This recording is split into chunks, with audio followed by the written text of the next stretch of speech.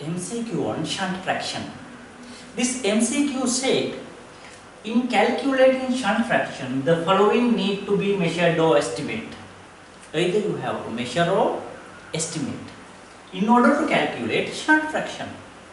Hemoglobin concentration, mixed venous oxygen content, pulmonary end capillary oxygen, arterial oxygen content, alveolar partial pressure of oxygen.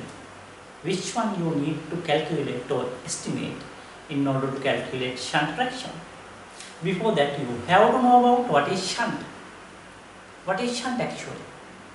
Your innocent right ventricle going to pump blood into the pulmonary circulation. Right ventricle think that whole blood going to involve with the gas exchange. Believe me, there are thieves. Some blood does not participate with the gas exchange, safely going to the other side. The fraction of blood which does not participate with the gas exchange is called shunt fraction.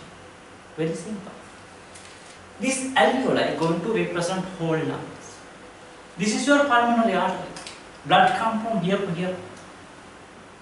This blood very closely contact with your alveoli, so involved in the gas exchange. But this blood, shunted blood, does not involve in the gas exchange, safely going to the other side without involving the gas exchange. The fraction of shunting is called shunt fraction. Under normal condition, 5 to 20% of shunt is considered physiological. If I took young healthy adult like me, I may have 5% shunt. But when I become advanced, 70, 80-year-old, I may have 20% shunt. But it is still physiological. The amount of physiological shunt is somewhere around 5 to 20% right now in your lung. So that means there are two types of shunt, physiological shunt and pathological shunt. Shunt again can be divided into two types, physiological and pathological shunt. What is physiological shunt? That means having that kind of shunt, not probably. That is physiological. If I took bronchial veins, bronchial venous blood directly drained into pulmonary vein without involving the gas exchange. That is one kind of physiological shunt. Bronchial vein directly drained into pulmonary vein without involving the gas exchange. If I consider my left side of the heart, some venous blood directly drained into the left ventricular chamber. Some venous blood directly drained into left ventricular chamber without involving the gas exchange. Venous blood usually should involve in the gas exchange prior to draining to left ventricle. But some little amount of venous blood directly left ventricular venous blood directly draining to left ventricle. So that's one considered physiological shunt. What is pathological shunt? Anyone? If you have pneumonia, what happens? Your alveoli are going to fill with some fibrocaseous material. So this alveoli is gradually become non-functional. But blood flow remaining same. No gas exchange in the alveoli. So this one also going to act as shunt in that case. Following pneumonia, you can develop pathological death phase. Pathological, not death phase, shunt. What is death phase? Death phase and shunt usually going together. Now you know there are two kinds of shunts, pathological shunt and physiological and pathological shunt. Physiological shunt, bronchial vein drained into pulmonary vein, some venous blood directly drained into the left ventricle. Pathological shunt usually following lung damage, pneumonia, there are blood go to bypass the gas exchange in that case. Lung becomes so much consolidated and will not involve in the gas exchange. Blood just shunt from here to there without involving the gas exchange. Pathological shunt. What is dead space? Anyone? Dead means that space is dead, not involved in the gas exchange. Airfill area which does not participate in the gas exchange is called dead space. From your nose to alveoli. From your nose to alveoli, there are gases, gas-filled areas which does not participate in the gas exchange. From nose to tertiary bronchiole is called conducting airway. From nose to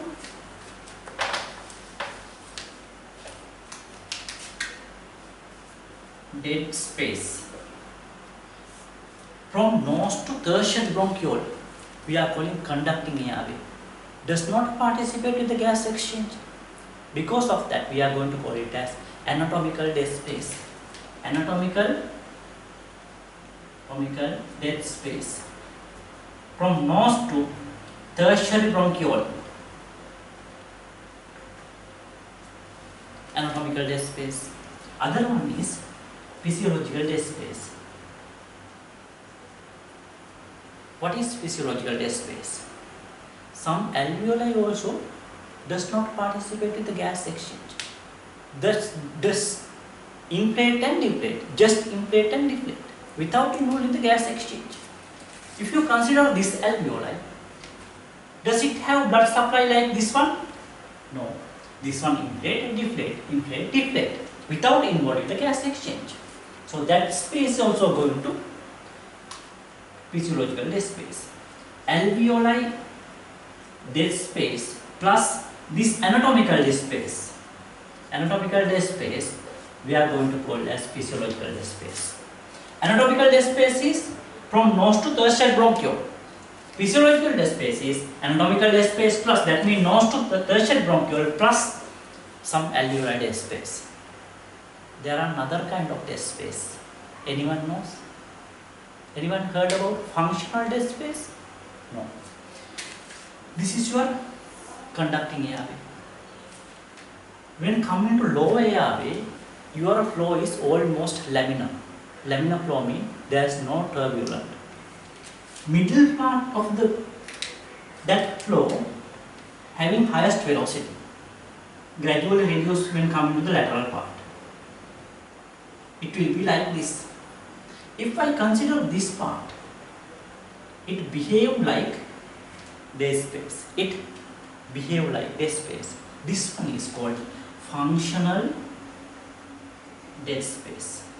Now you know three types of dead space: anatomical dead space, physiological dead space, functional dead space. Now you know two types of shunt: physiological shunt and pathological shunt. Now I am going to calculate my pathological or physiological or whatever the shunt present in lung.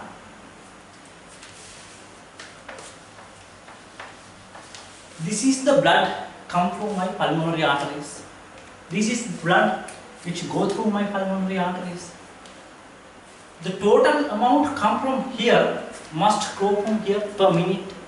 If I consider per minute 5 liters blood come from here to here, it is obvious 5 liters should go from here to here, otherwise blood should accumulate. That means amount of oxygen come from here to here, from here and here must be equal to amount of oxygen leaving from this end to here must be equal. Here total flow, Q total. Here also flow must be same, Q total. This is the amount of shunt. So this must be then Qt minus Qs. Qt blood come from here to here. Qt blood going to leave your lung. So Qs amount going to shunt. This is called shunt. So Qt minus Qs involved with the gas exchange. Qt minus Qs involved with the gas exchange.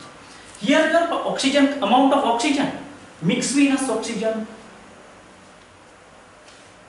I am going to write partial pressure as precapillary venous oxygen, capillary venous oxygen. Here pulmonary capillary, capillary venous oxygen partial pressure.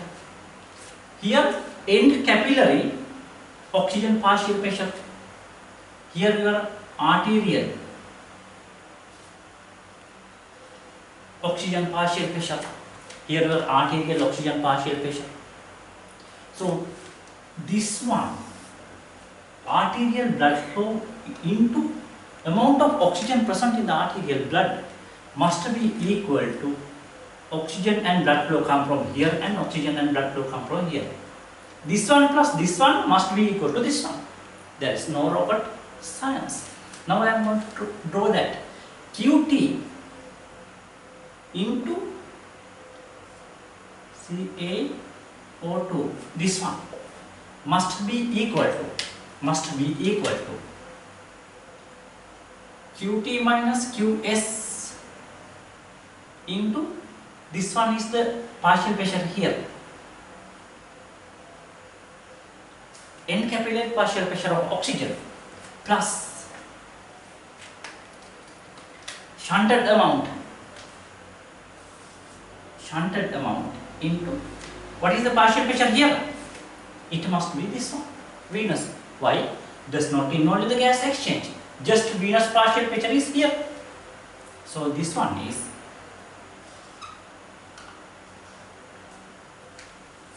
this one into. So I can write this one like this,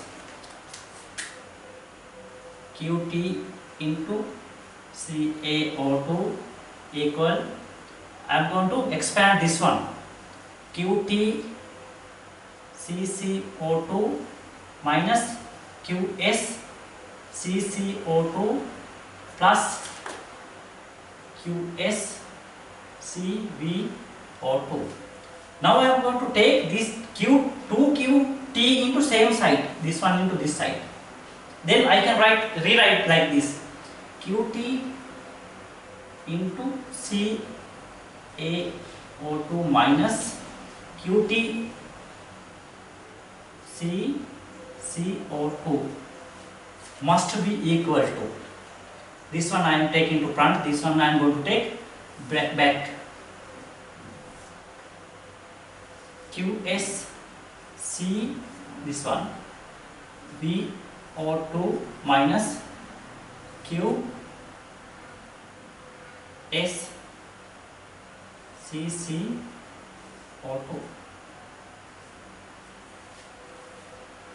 Now I am going to take Qt into out from this equation. Qt out from this equation.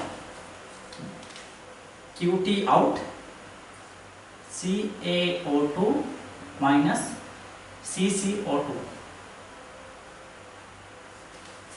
must be equal. I am going to take Qs out from here. Qs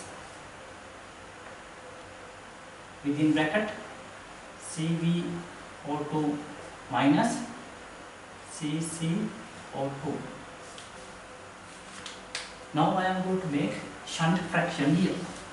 Shunt fraction means how much of blood going to shunt per normal blood, that means perfuse blood. Total amount here, shunt amount here, you can calculate shunt fraction, amount of shunt for the total volume, amount of shunt for the total volume, Qs divided by Qt. I can here CaO2 minus CCO2 divided by this one I have to take into the here, this one to here, CvO2 minus CCO2. This one is called shunt fraction. This one is called shunt fraction and shunt equation.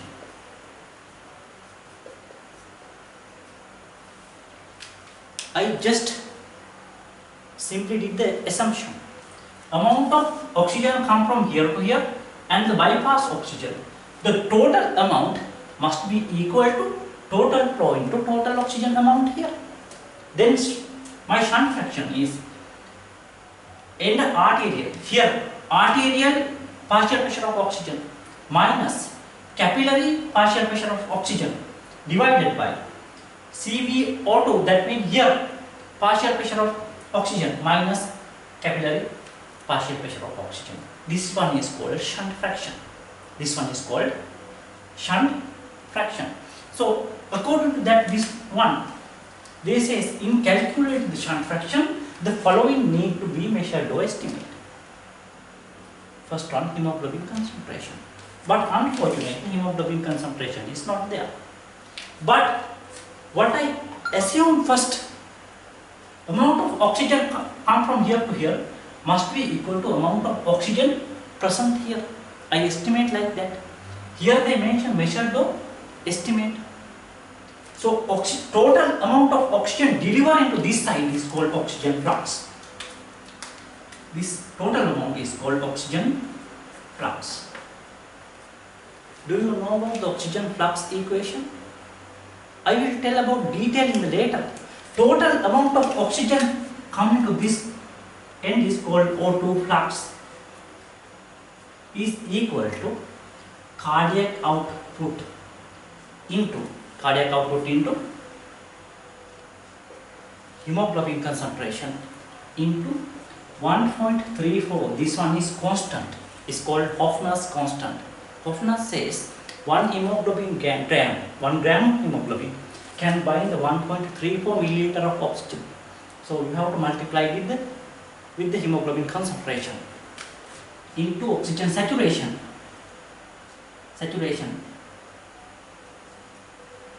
Plus this one is called hemoglobin by oxygen plus dissolved oxygen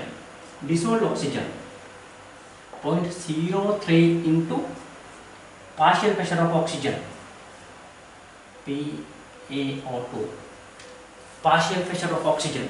This one is called dissolved oxygen, this one is called hemoglobin bind oxygen. Total amount of oxygen flux into this area is given by this equation. It contains hemoglobin.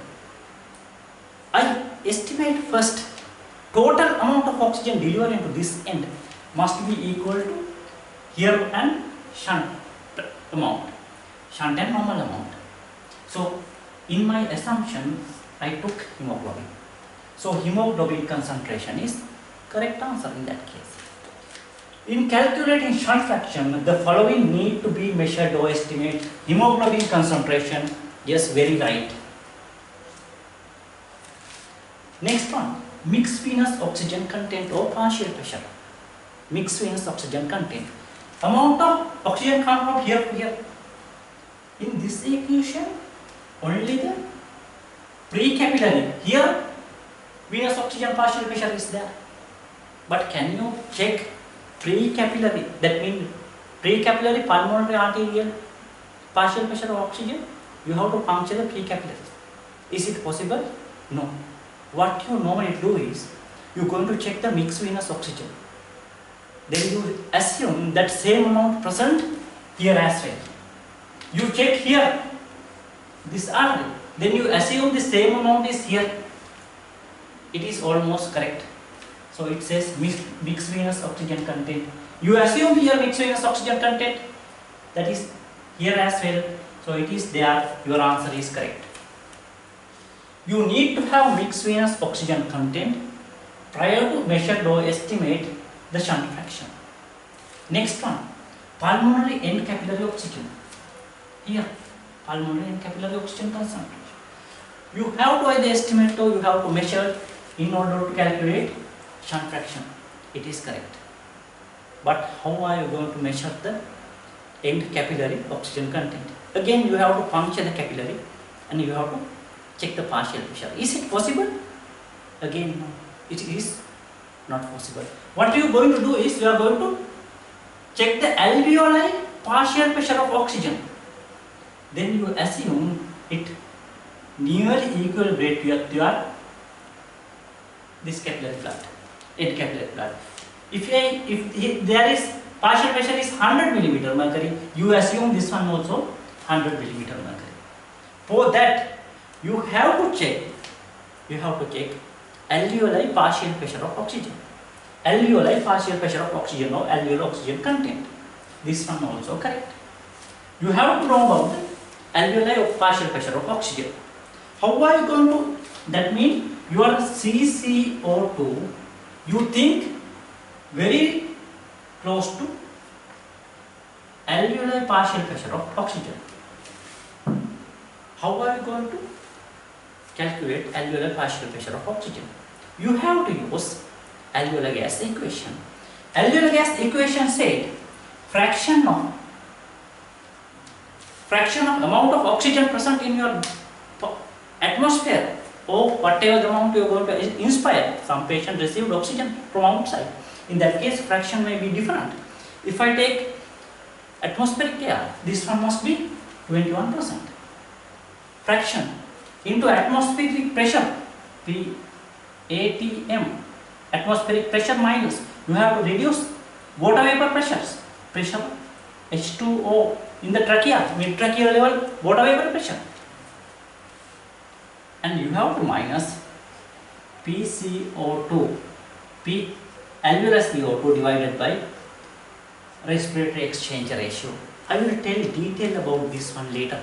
This one is called alveolar gas equation. Alveolar gas equation.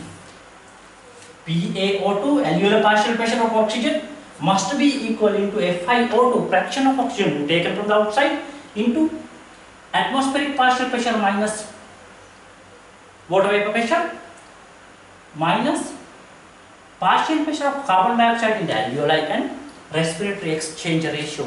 Respiratory exchange ratio means how much of carbon dioxide you are going to produce per how much of oxygen utilization. It is roughly about 0.8 here. If you know about the partial pressure of carbon dioxide, the alveoli, here value is 0.8.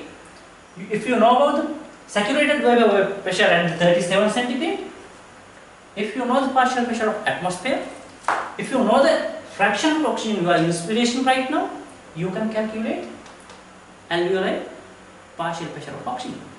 That alveoli partial pressure of oxygen almost equal to your end capillary partial pressure of oxygen. It is so much complicated. Oh, it is very easy.